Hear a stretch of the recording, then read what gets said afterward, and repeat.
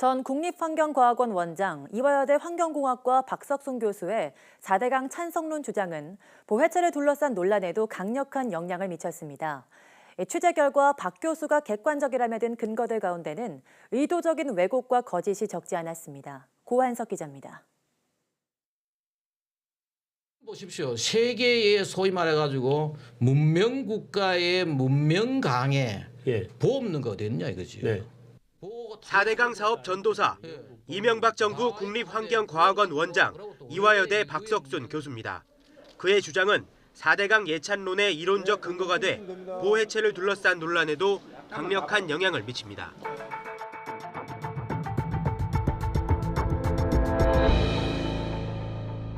환경 호르몬 때문에 암수 한 몸 기형 붕어 비율이 8%나 된다는 2007년 조선일보 기사입니다. 강에 물이 많으면 이게 희석이 돼요. 네. 그 저게 가니까 이제 환경 호르몬이 남아가지고 물고기가 다 저 모양이 돼. 네. 생태계 재앙이었죠.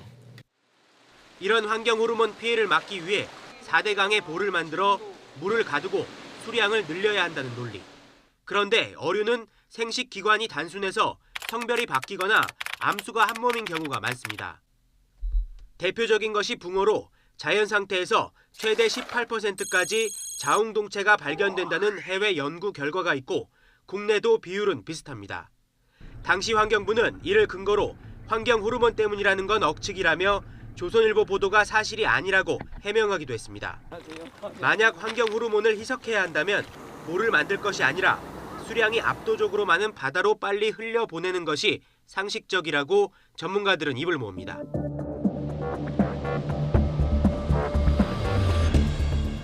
지난해 여름 충남 청양군 수돗물에서 방사성 물질인 우라늄이 과다 검출돼 주민 건강을 위협했습니다. 박 교수는 이를 두고 보 개방이 지하수 고갈로 이어져 우라늄 수돗물이라는 엽기적인 일이 일어났다고 주장합니다. 2018년 10월 인근 백제보가 완전 열렸고 물이 빠지면서 지하수 수량이 감소한 것은 사실입니다. 그런데 청양군은 우라늄 수돗물과 보 개방과는 아무런 관련이 없다고 말합니다. 백제보 수위가 영향을 미치는 것은 농업용수로 쓰는 땅 밑 20에서 30m 사이 지하수인데 청양군 수돗물은 지하 100m 안반층에서 뽑아 쓴다는 겁니다. 안반 지하수에서 수질의 변화가 일어날 가능성은 거의 없고요. 그리고 뭐 우라늄이라는 특정 그 성분을 가지고 그것이 보 개방 때문이다 주장하는 것은 아무런 근거가 없는 얘기고요.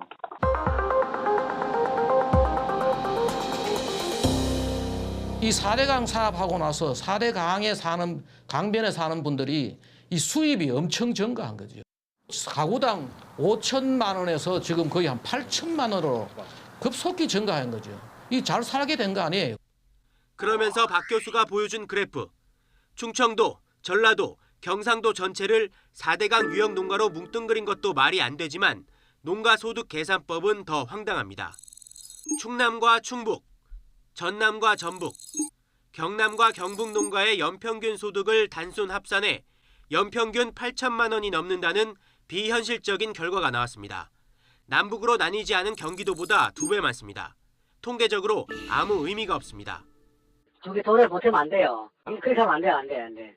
이거는 뭐 하는 회사예요, 이 회사 이거는. 이 같은 왜곡은 4대강 찬성론의 과학적, 객관적 근거로 둔갑해 유튜브를 통해 퍼지고 책으로도 출간돼 여론에 영향을 미치고 있습니다. YTN 고한석입니다. 팔아서